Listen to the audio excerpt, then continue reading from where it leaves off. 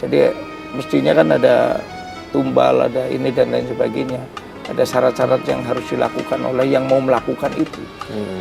Nah gini Pak Ustadz, untuk menjaga itu dari berpikiran ke arah sana, oke lah dia sudah berobat ke medis, tapi ternyata tidak ada penyakit yang bahaya, tapi dia setiap hari merasakan itu. Nah, untuk kita menghilangi ada faktor dari guna-guna, apa yang harus kita lakukan nih Pak Ustadz? Pertama, saya sarankan ke Mas Diki untuk membawa istrinya ke psikis. Karena awalnya kan sakit hati. Kalau sakit hati itu kan larinya ke psikolog. Psikolog untuk menetralisir itu dulu. Untuk kita semuanya, pemirsa yang di rumah ataupun kita semuanya, kita itu, jin itu ada. Jin itu punya sifat hasud kepada manusia. Bagaimana untuk kita terhindar dari hal-hal yang tidak kita inginkan dari godaan jin itu? Yang pertama, kalau kita punya rumah, di rumah kan pasti ada yang kosong itu, ada kamar kosong apa itu ya. Kita bacakan surat Ar-Rahman. Karena dengan membaca surat Ar-Rahman itu, maka jin itu akan pergi dari tempat kosong itu. Dan rumah-rumah kosong, kamar-kamar kosong itulah tempatnya jin. Yang kedua, kalau kita mau tidur, baca ayat kursi.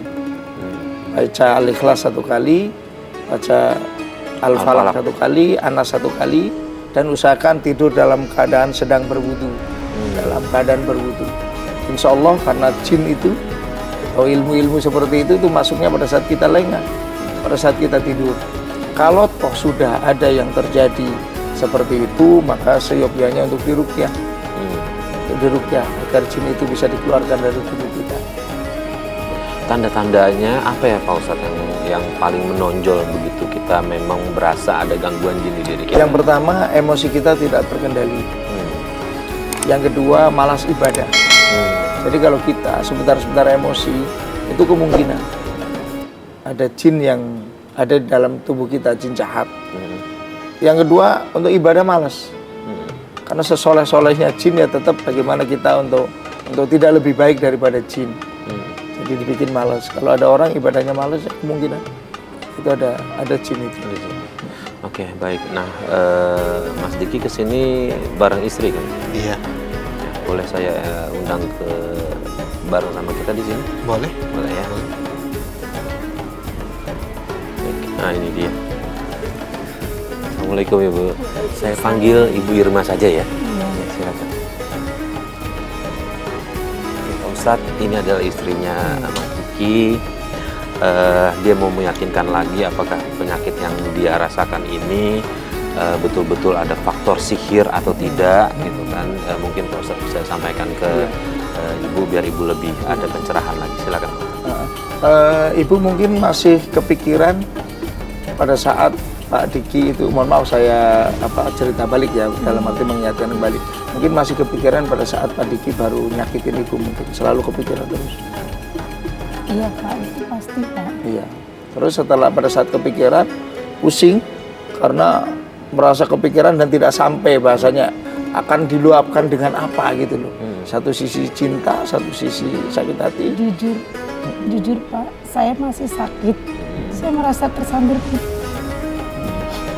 saat tahu suami saya menikah dan selingkuh.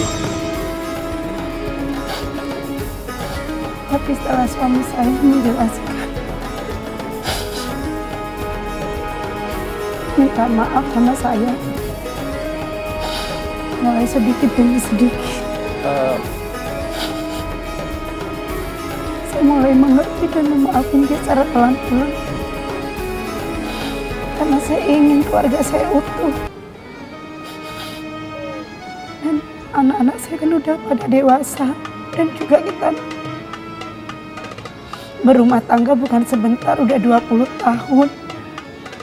Jadi alasan Ibu menerima lagi Pak Diki adalah karena anak-anak. Satu, dan kedua, pengen keluarga kita tuh utuh. Dan saya kan masih sayang sama suami saya. Karena kita nggak terbiasa pisah selama 20 tahun, selalu ada di sisi saya, baik suka maupun duka. Pak Diki, di kesempatan ini saya berharap Pak Diki mengucapkan maaf kepada istri, biar bagaimana bagaimanapun mungkin rasa kesal yang tadi Pak Ustadz bilang itu bisa membawa alam bawah sadar sehingga sakit kepalanya nggak hilang-hilang.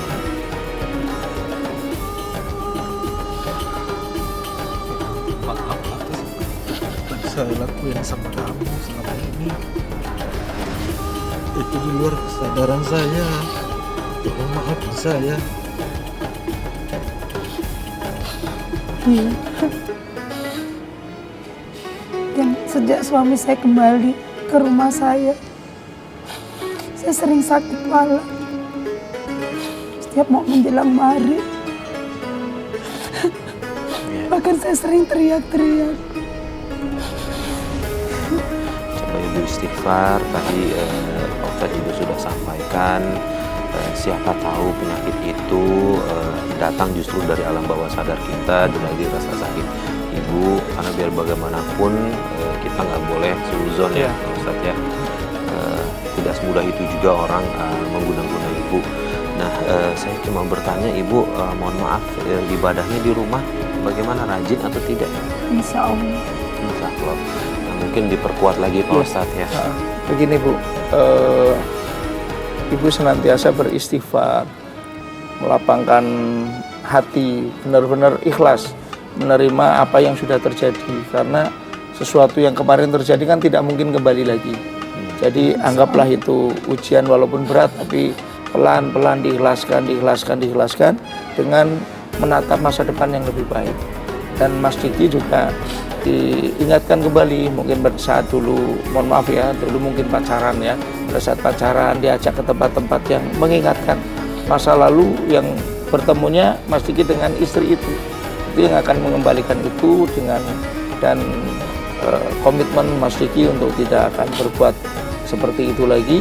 Pasti istri akan semakin plong bahasanya lah. Nah, untuk ibu sama Mas Diki kalau memang masih sakit itu, di samping tadi ya sebelum tidur sudah dalam keadaan berwudu, membaca ayat kursi, Al-Ikhlas, Al-Falaq, An-Nas, kalau bisa itu di ruqyah nanti. Mas Diki ada yang mau ditanyakan lagi ke Pak Ustadz? Lalu masih ada waktu? Saya mau tanya Pak Ustadz, apakah saya masih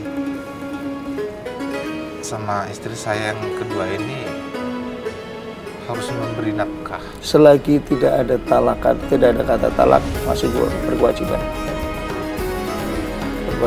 Maka kan masih kita tahu rumahnya, ya kan? Cari di rumahnya. Istri keluar dari rumah, istri melakukan apa di luar, masih jadi suaminya, masih ada tanggung jawab yang harus dipertanggungjawabkan.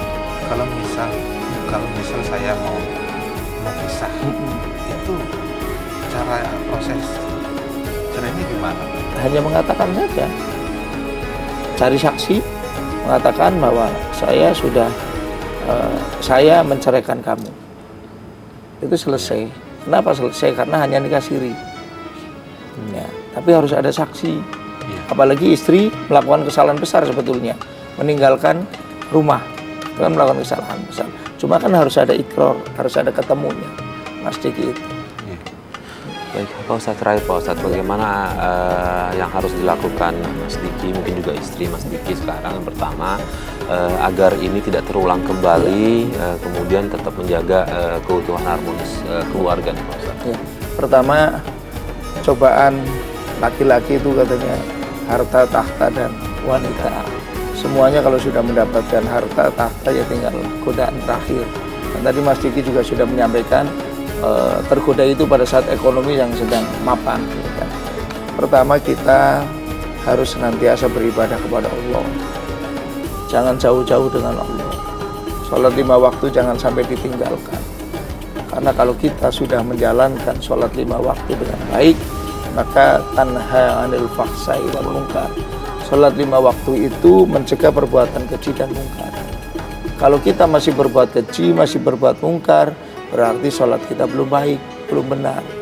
Bukan ayatnya yang salah, tapi kita salah dalam menjalankan sholat. Itu yang pertama. Kedua, komunikasi dengan istri harus senantiasa terjalin. Jangan sampai yang sudah kekhilafan atau kesalahan yang sudah dilakukan. Jangan sampai membuat luka istri itu tergores lagi. Karena itu pasti menjadi pengalaman hidup yang sangat pahit yang tidak mungkin mudah dilupakan. Ajak refreshing, ajak ke tempat-tempat yang dulu itu. Dan senantiasa ibu juga menunjukkan bahwa ibu itu benar telah memaafkan itu dengan memperlakukan Mas Diki seperti sebelum terjadi ini, umpama biasanya masakin, bawain makanan, kerja dan lain sebagainya. Iya, jadi jangan sampai diungkit lagi gitu loh. Yang laki-laki juga jangan sampai menunjukkan sikap yang kelihatannya istri itu nanti akan curiga ke arah itu lagi. Sang istri juga jangan sampai ngungkit. Nanti jangan-jangan, jangan sampai seperti itu lagi. Ya, mungkin itu. Oke, baik Pak Ustadz, terima kasih atas semua nasihatnya dan juga tausiahnya. Mudah-mudahan ini sangat bermanfaat buat Mas Diki, khususnya buat ibu juga mungkin nggak ada salahnya kita juga mendengarkan tausiah yang baik. Intinya saya juga ikut bantu doa, mudah-mudahan keluarga ibu kembali lagi utuh, kembali lagi harmonis sesuai dengan sedia kala. Terima kasih sudah berbagi cerita dengan kami, dan ini juga mudah-mudahan bisa menjadi pelajaran penting bagi pemirsa di rumah. Dan pemirsa, akhirnya sampai di sini Tawakal. Saya Farid Hasan undur diri. Wabillahi taufiq wal hidayah. Wassalamualaikum warahmatullahi wabarakatuh.